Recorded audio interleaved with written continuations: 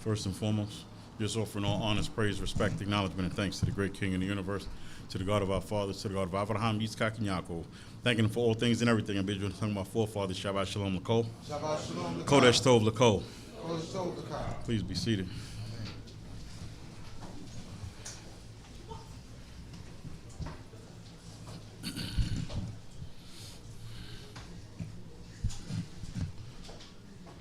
Thanking the Most High God for life.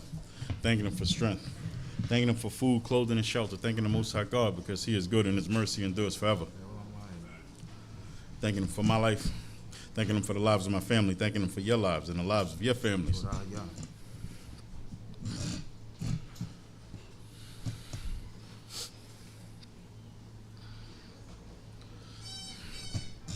So today we're gonna touch on a couple of scriptures. We're gonna go through a couple of things. What I want to talk about today is just have a quick conversation about unity, togetherness, that type of thing. Also touch on leadership a little bit and touch on God. You ready? Yeah. So it was something that I heard somebody say the other day that it actually stuck with me. The individual said that sometimes we need to be self-aware of our impact. Meaning oftentimes we go around, we just are our normal selves, but we have an impact on other people without even knowing it. We have an impact where people look at us, they see us, and we don't even realize we're being watched most of the time, but oftentimes they're watching us, and the activities and the things that we do are influencing other people without us even knowing it sometimes. And so those are some of the things that I want to touch on. Just let me know when you're ready.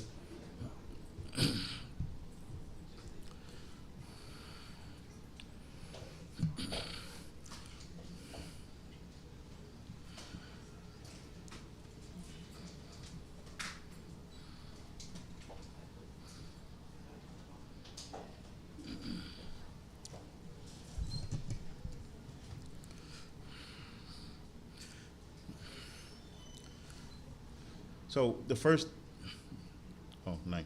It actually works. No issues. Yeah. So the first scripture that I want to touch on is Psalm 133, verse 1. We're in the book of Psalms, chapter 133, verse 1. Hallelujah. Hallelujah. Behold, how good and pleasant it is for brethren to dwell together in unity.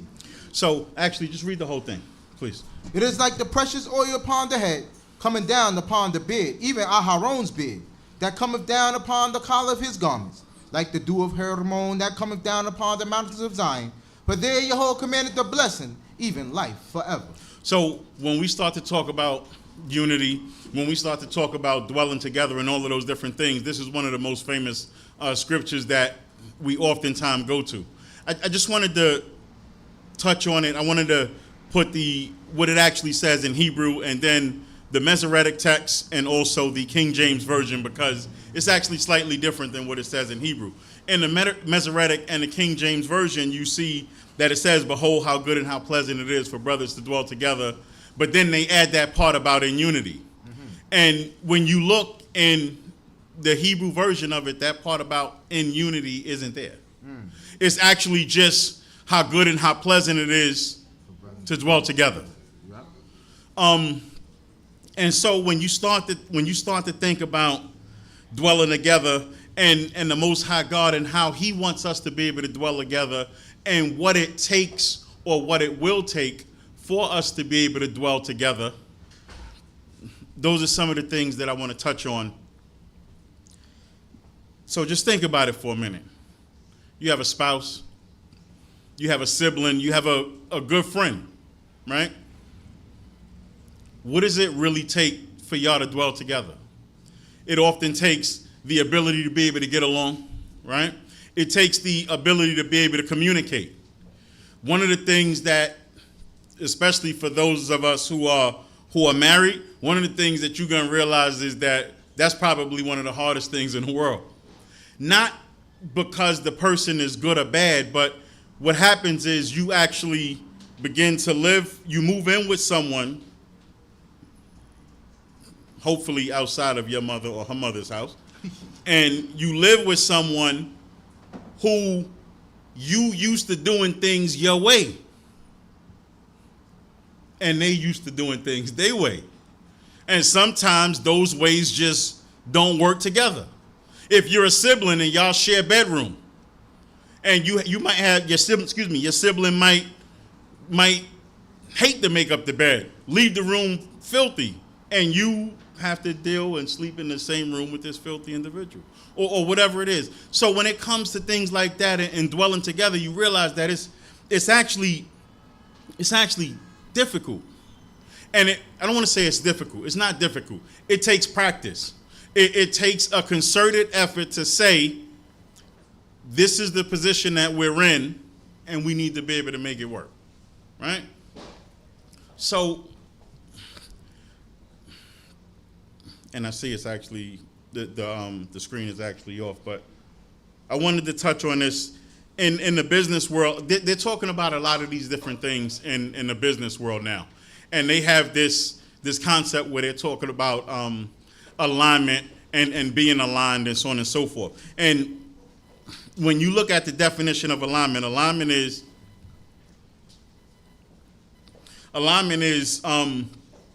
when you take a position of agreement or alliance to a particular cause, right? In essence, when you align to something, you're in agreement with it, or at the very least, you consent to it. Because it's different. Sometimes you may not agree, but again, when everyone's making concessions, sometimes you just have to consent, even though you don't always agree, hoping and trusting that in time the agreement will come, or at least the understanding of it will come. And so it goes on to say, this is often our settled position towards something that we see. It encapsulates our thoughts, choices, and direction of life. Most importantly, it honors our core values, which then protect our joy and peace. And for us, our core values is what? Torah. Always should be. And when it comes to Torah, that's the cause in which we should now start to become aligned with. And it goes on to say, it's important that both our intentions and our actions are in symphony with each other. In order for alignment to be something that protects us and nurtures us at the same time. Meaning,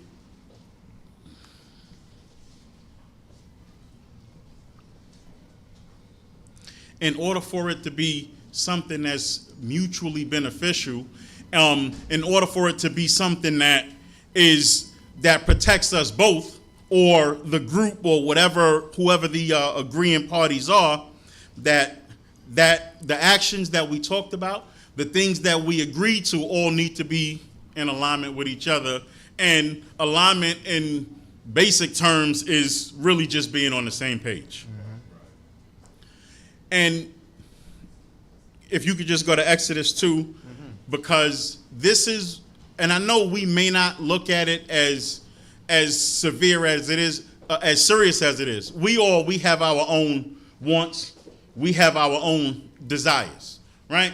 We have our goals and objectives that we want to achieve in life, and everyone has their own.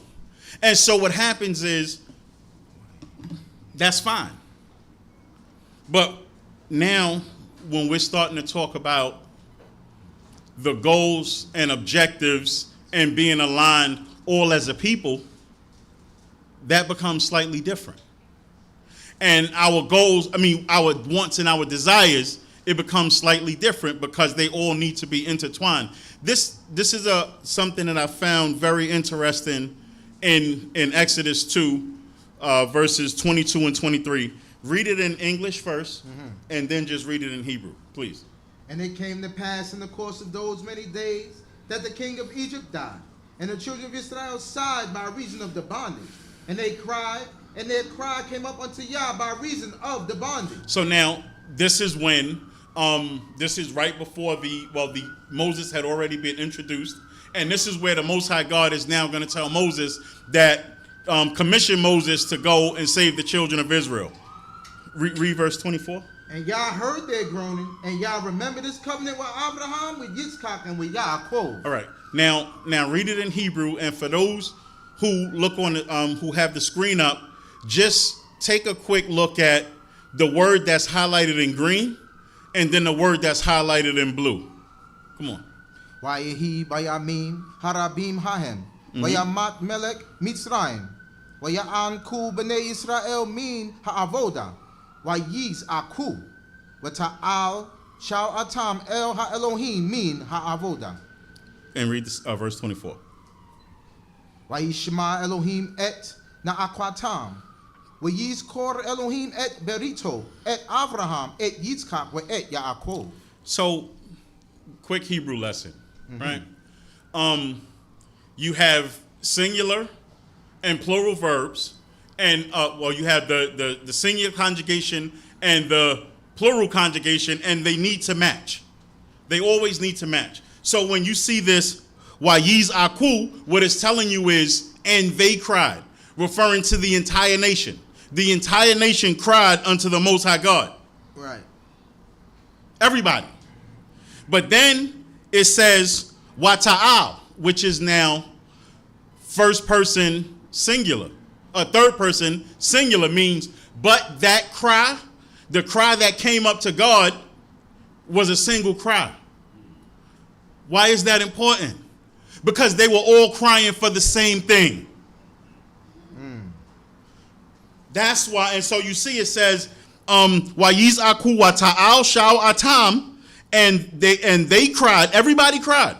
But their single cry came up to the Most High God, and it says, Wayishma Elohim et Na'akwatam, and God heard their singular cry. Wayiz called Elohim het Brito, and God remembered his covenant. And so I say all of that to say, I go through this whole thing to say that we need to begin to be aligned in the prayers that we ask for God, from God. We need to start to be able to ask for the same things. We as family, whether it's household family members, whether it's siblings, whether it's a nation, we need to begin asking for the same thing. Think about it like this. You're married, and you and your wife, and I'm only using this concept not to start a whole polygamy conversation, but just for something for us to think about. Let's say you as the husband are praying to God for more children. Yeah, more children, more children. You as the wife are praying to God, I don't want no more children. Or vice versa. Now what? That lack of alignment, which is causing a conflict in the household, now what? Guess what? If somebody get their prayers answered, somebody not going to be happy. That's right. That makes sense? That's right. And so even with that, when we look at it, so one, our cry, we need to learn to communicate a little bit better. These are some of the things that we need to talk through more, but also our cries need to be aligned with the things that God requires from us.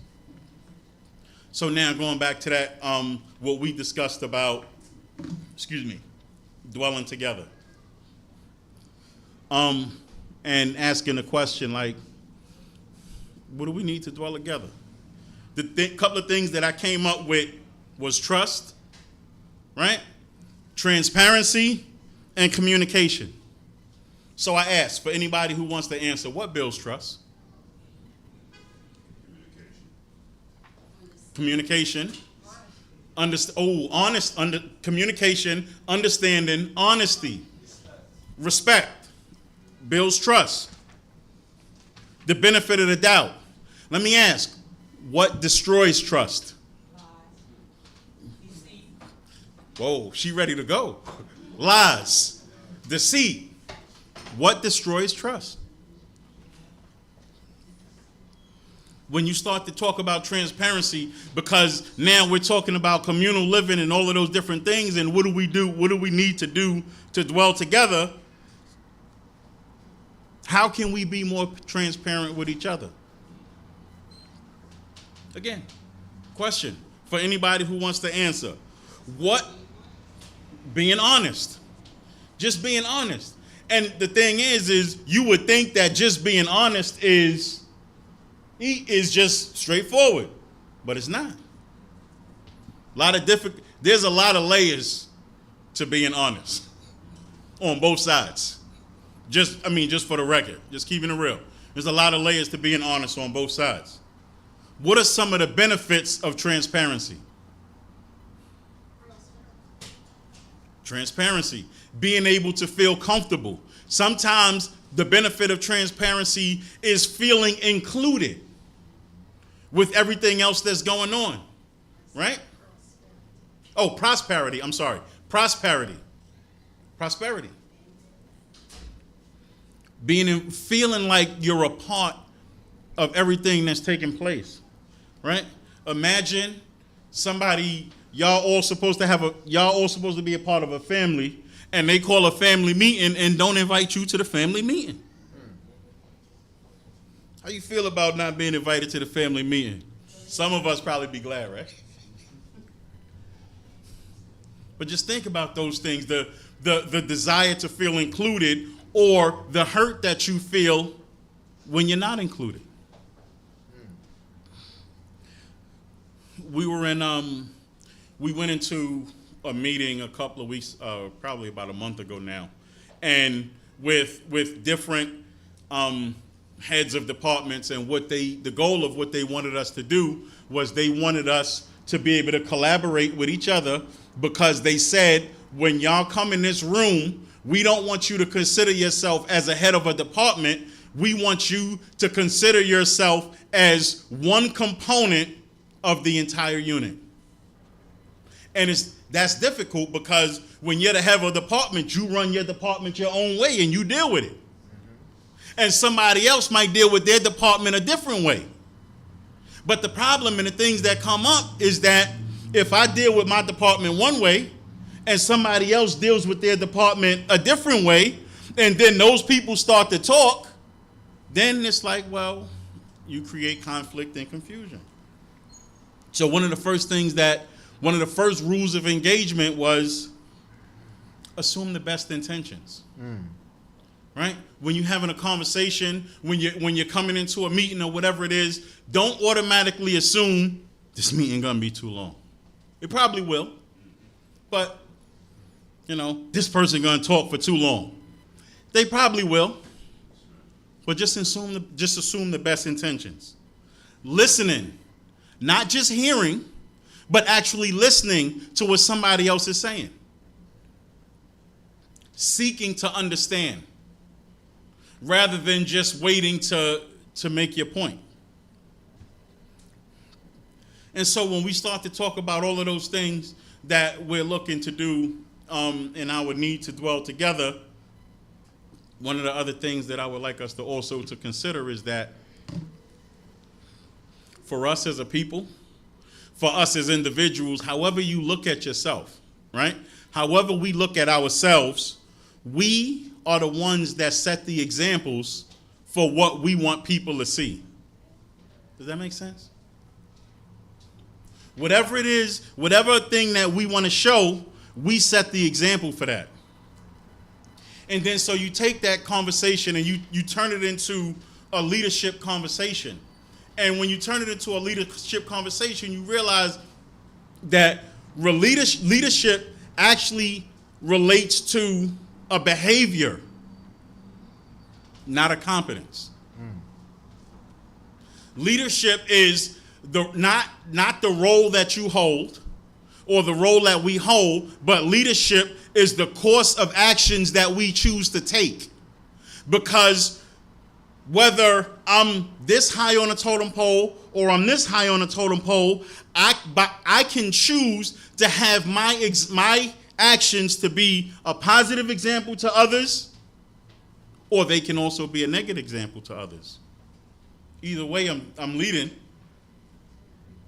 The difference is in what direction are you leading?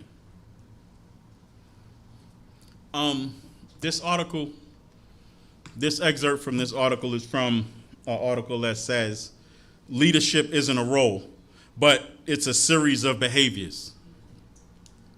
And it says that leaders bring the weather, right? The things that the leader says and does sends a signal to the entire organization about what behaviors are permitted, and the impact on the employees is so great that the behavior of the company leaders is often mimicked throughout an organization. When I used to work for the city, when I first got it started at the city, I worked at an agency where the culture of the agency was such that if you made a mistake, they would yell, they would curse, they would berate, they would do all of those different things. Fortunately enough for them and me, I was not the subject of one of those yelling sessions or one of those berating conversations, because I don't do that well. But just think about how that makes you feel to have someone yell at you, berate you, curse at you, all of those different things. How does that make you feel? How does it make you feel to see it happen to someone else? What goes through your mind then? Is it right? Sometimes you get that feeling of that could happen, that could be me next. Sometimes you get the feeling that it won't be me next. I guarantee you. But the behavior sets the tone. And it goes on to say organizational culture can also be eroded by, now this is the flip side of it, right? Subtle, seemingly insignificant behaviors, off-the-cuff comments, and even nonverbal behaviors. And you know, one of the classic examples that you see of the subtle behaviors in organizations that are now not being tolerated anymore is the whole Me Too movement. Because a couple of years back, it was easy for you to ask a woman out on a date 7 times a day. I remember I was sitting with a supervisor of mine. He and I were talking, and a lady came over, and they started talking. And my supervisor, older fellow, Russian, she came over, and he said, "Ha, sit on my lap." And I'm like, I mean, can she? I mean, is that like permissive? But that was the culture.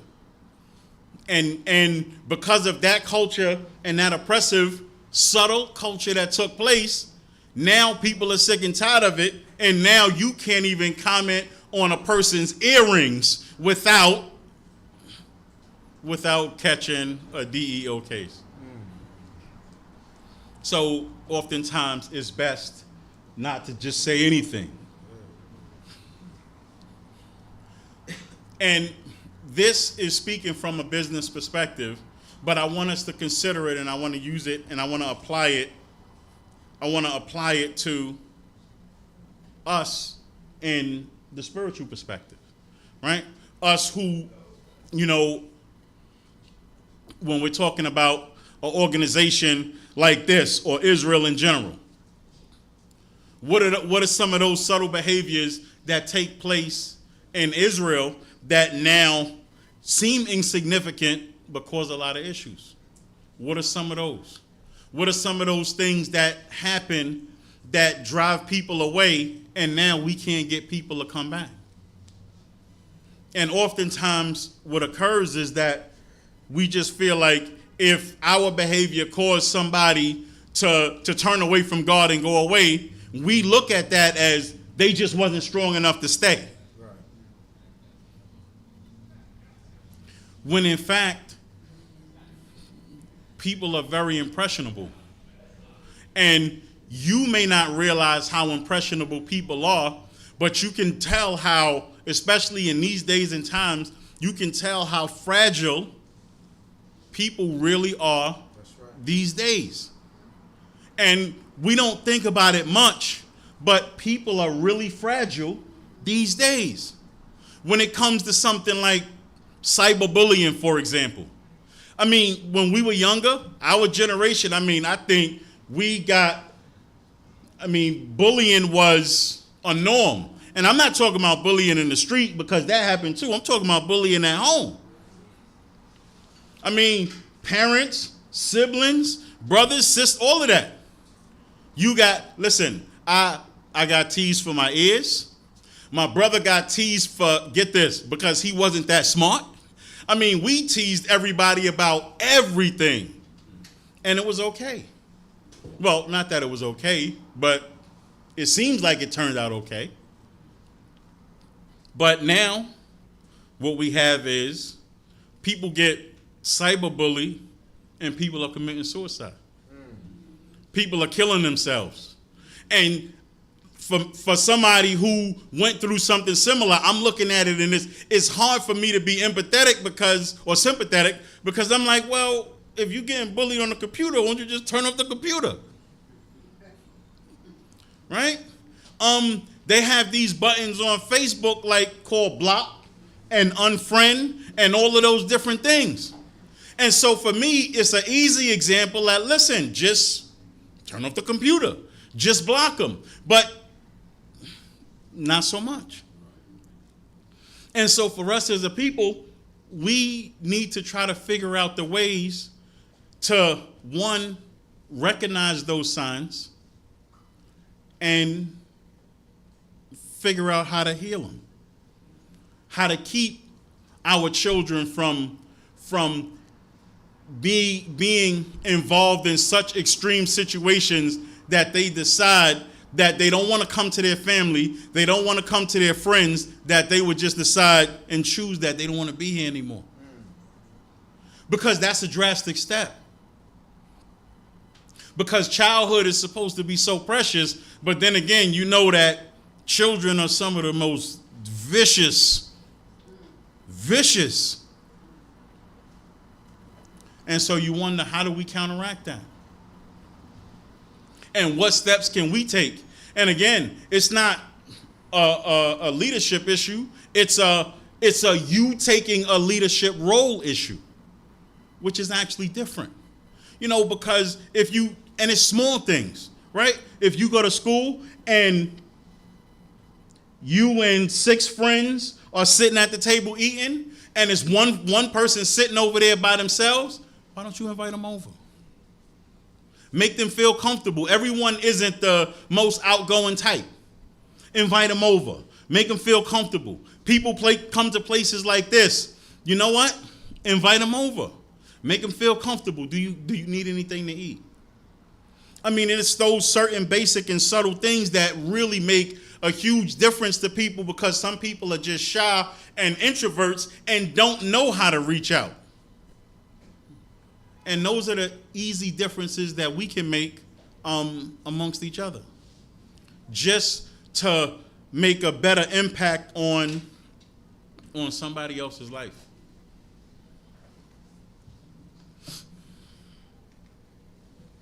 I found this interesting. It said that leadership is the relationship between people who aspire to lead and those who choose whether or not they want to follow. Because the fact of the matter is, coming to a place like D.C.B. and staying is a choice.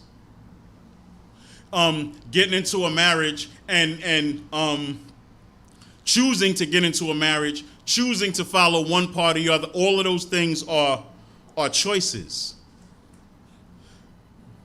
that we make on a daily basis. And it says whether or not they want to follow. And the second part of it is, and it hinges on the leader's credibility. And again, when we think leader, I don't want us to think a leader, one leader. I want us to think individuals that are impactful. And it hinges on the leader's credibility, which is difficult to build and easy to lose. And so I'm going to, again, ask the question, what are some of the actions that people can take that present that particular individual is competent? What are some of the actions and things that they can do that present that they're competent? Consistent, okay? Consistent. Accountable. Trustworthy. Proactive. Those, I heard something, I just didn't hear the whole thing. Those are some of the actions that present confidence. What are some of the actions that present trustworthiness? Honesty. Sure, I sure am. Honesty. What else? All right. What are actions? I'm sure we're going to have a lot more of these. What are actions that present incompetence? Stupidity. Inconsistency. Neglect.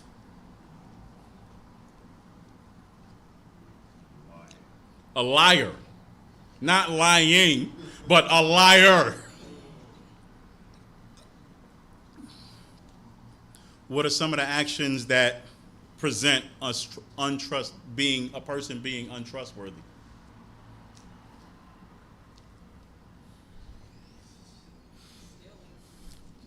Ooh, stealing. Okay, stealing. Okay. So they did a survey, and these were the top answers that came up in the survey. For actions that present competence, you have emphasizing the future, showing that you have a plan, right? Emphasizing the followers, showing that the people who follow you make a difference. Communicating effectively. Present trustworthy. Communicate and acting consistently, which we heard. Protect the followers and embody vision and values. And for discussion purposes right now, the vision and values that I'm talking about is Torah. Mm-hmm. Because that's always going to be the topic for here. The top answers that, the top survey results that show incompetence. Failure to demonstrate knowledge. Somebody comes to teach a lesson and they're clearly unprepared. Fail to take appropriate action. Fail to appreciate the followers. Creates confusion. Ego-driven decisions. Poor communication and closed-minded. And for untrustworthy, it's promote unethical climate, dishonest communication, self-serving, behave inconsistently, and treats the followers as expendable. Those were the top results. And the reason that I highlighted the ones in red is because this is just my opinion. I want to believe that the people who fail to demonstrate knowledge, create confusion, make ego-driven decisions, that are self-serving, I want to believe that they don't realize that they're doing it. Because if like nobody really sets out to make an ego-driven decision, or you would like to think. I see eyes, so maybe not. And so that's the interesting part that comes into play, because you would like to think that it's things that people aren't doing on purpose. But then the other part of that is, if that's a part of their character and who they are, then do they really need to be in the place that they are to influence people? Because obviously you influencing people to a negative.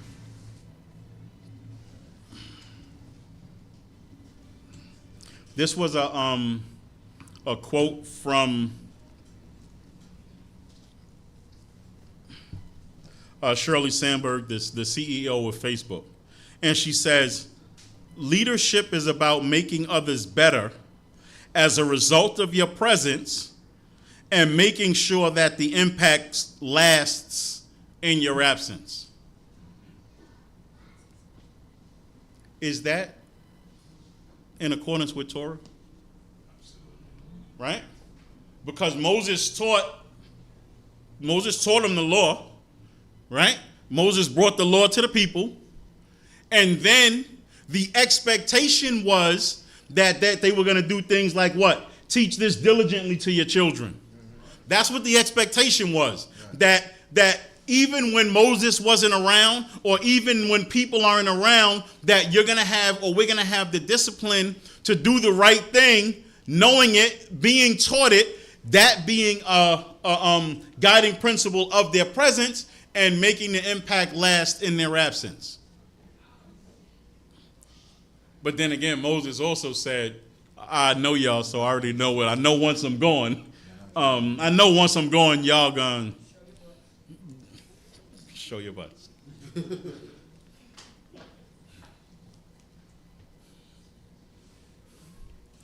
So when we think about ourselves as being role models, because we're actually role models whether we realize it or not. We're actually role models whether we want to be or not.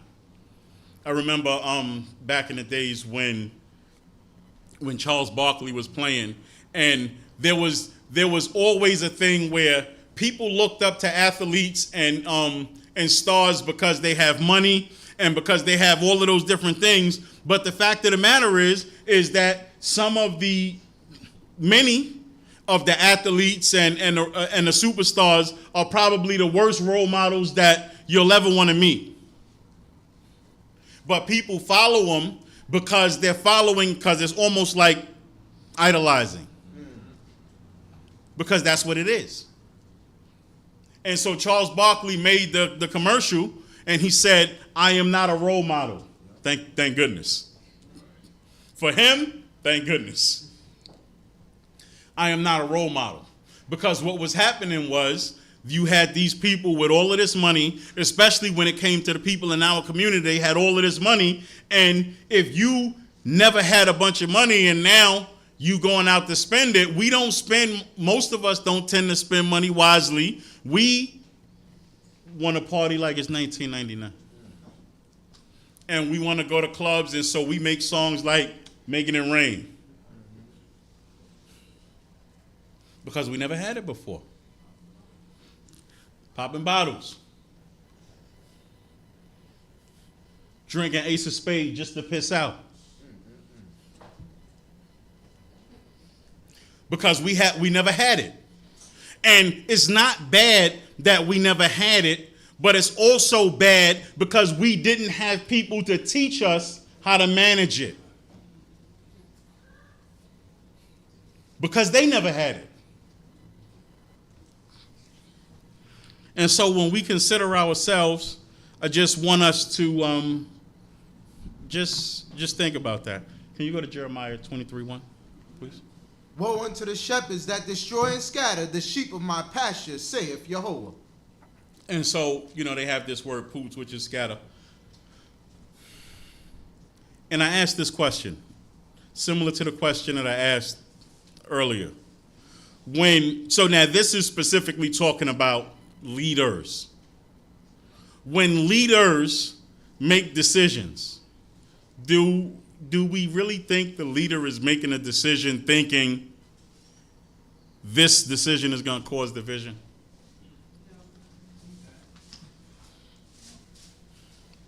And then the question becomes, is that bad or good? Martin Luther King made the quote about sincere ignorance. And you making decisions, not really thinking about the full and total impact, but the decision is being made nonetheless. And so for us, I can't really speak for everyone else. Now I'm going to speak for me. One of the things that I'm seeing, and I'm going to appeal to what I would hope that a lot of us will be thinking about in these days and times. What we're seeing right now is we're seeing a lot of our elders that are dying, one after the other. How many have we seen this year? How many have we seen in the last couple of months? And that's just our reality now. I don't remember death being as prevalent when I was younger as it is now. But it could be because I was too young to understand or recognize it.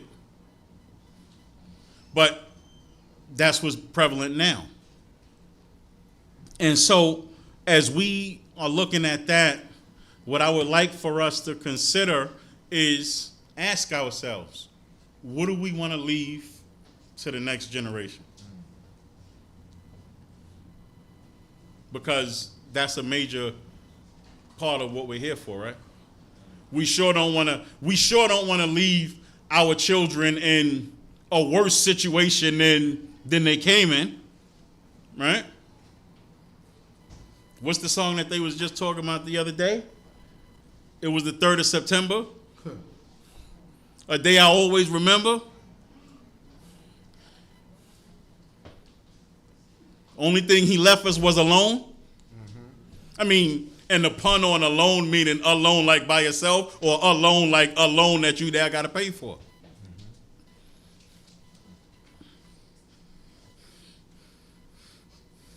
So the question becomes, do we want to leave ourselves, our next generation businesses and healthy families, right?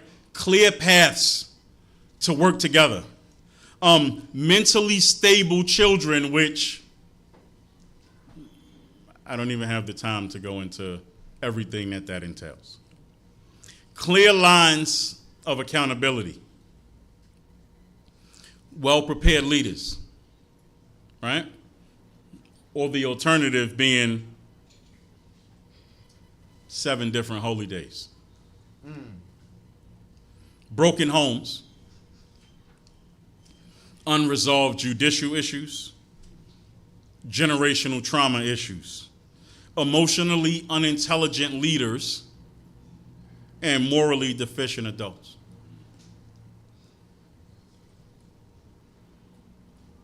Because our action or our inaction is going to precipitate one of those 2 columns, whether we accept it or not. And so, like I said, I believe, this is just my belief, I believe most individuals that create division, that destroy and scatter, probably don't even realize that they're doing it until the point that you're already down the line and the results come in and it's already done. Most of those probably feel like they're actually doing God's work and God is well pleased with the results. Can you go to Ezra 4, please? Ezra chapter 4, verse 3. Yeah, you can read from 1.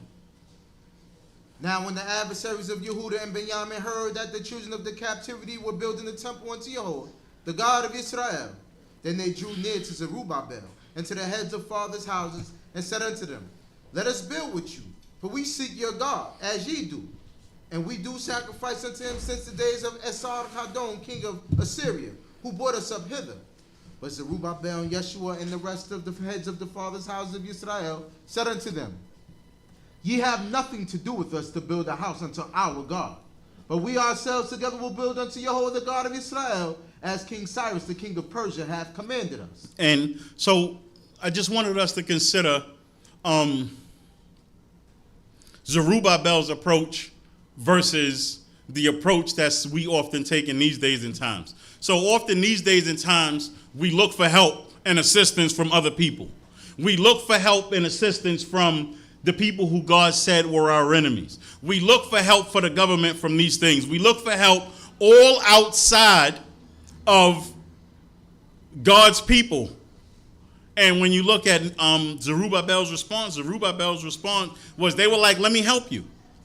And Zerubbabel, other than the fact that he just didn't trust him, Zerubbabel's response was, you have nothing to do with this. We ourselves together are going to build a house. Right. We ourselves together. And one of the things that I want us to consider is this. I know that there are a lot of professional people in this room. People who make good money, people who make decent money, people who do pretty well for themselves. I could tell by the way y'all dressed. I could tell by the food that was brought in here today. I could tell by some of the cars that's outside, sitting outside. Pretty well. In other communities, you see something similar. You see nice clothes, you see nice cars, you see nice homes, you see homes and all of those different things. And so I say that we have all of the things that we need in order to build on our own without asking for help for anyone. The thing becomes, do we want to make the choice to work together to do it? Or do we want to try to figure out everything on our own? Because the fact of the matter is, D.C.B. has a decent bank account. Other congregations have a decent bank account. And guess what? If you start to actually just take some of the resources from all of the congregations, we wouldn't need to go looking for loans for other people because we can look to give loans on our own. True. And that's what Ezra was saying. So, not Ezra. That's what Zerubbabel was saying. They didn't leave, like, when they left Egypt, they left with stuff. Right. Zerubbabel didn't leave Babylon with stuff. But what Zerubbabel knew was he had God, and that if they were to put their minds together, you drop them all in a place, and we was going to figure it out, and we'll figure it out. We need to learn how to figure it out. So if we have trust issues amongst each other, guess what? We need to deal with and get rid of the people who are not trustworthy. That's it. Just get them out. That's all. You don't really have the best track record with money. You're not the treasurer. Right. That's true. That's not your expertise. Like, we try to run business. We try to deal with business situations like we deal with congregational situations, and it's not the same. Just because you this here doesn't mean you're the best qualified person to make business decisions. Right. Just because you're the leader doesn't mean that you're the one who should be going to look for a mortgage. That might not be your expertise. And those are the things that we need to start to give to the people who, guess what, went to school or work in that field, and they're the best ones to do it. Teach us. They're the ones that's most qualified to do it.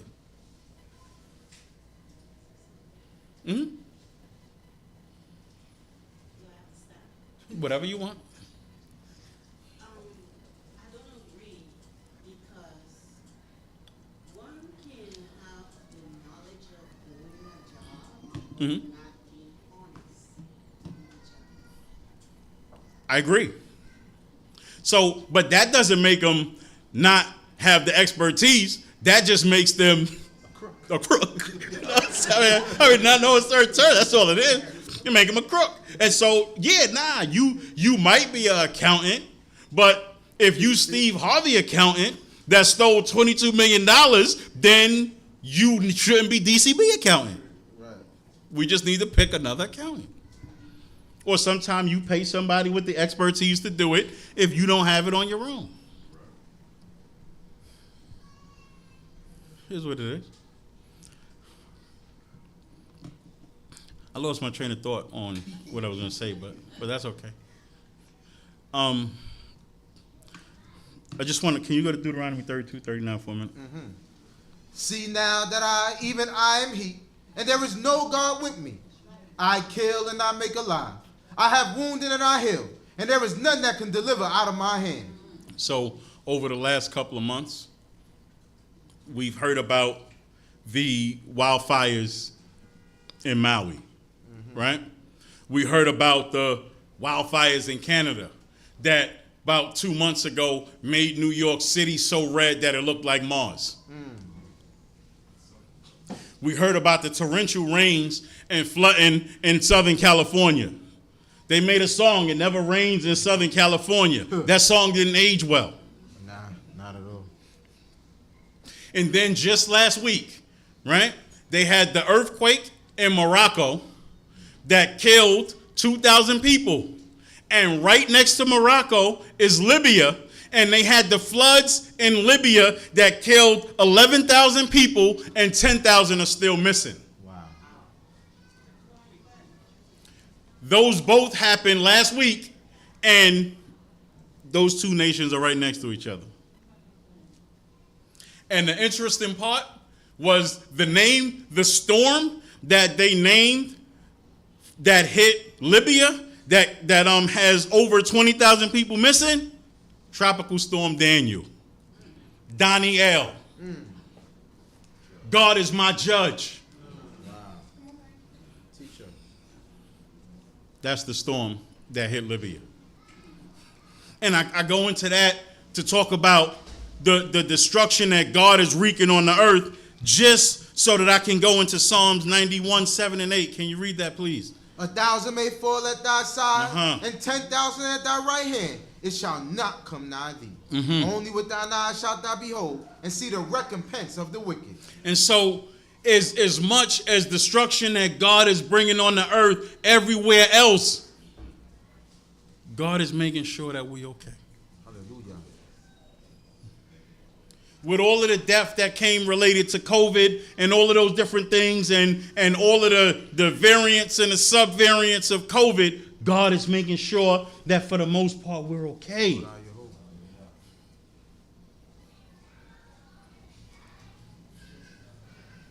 So as we going into the holy season, I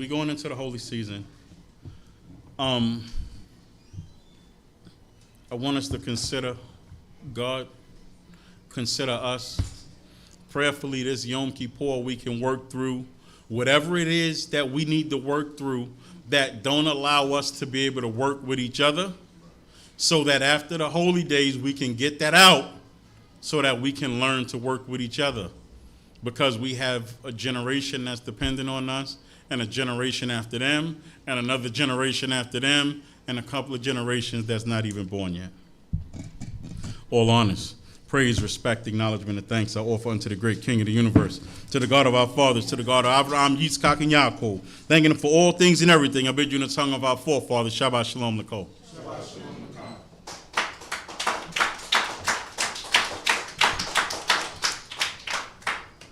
Hallelujah. Hallelujah.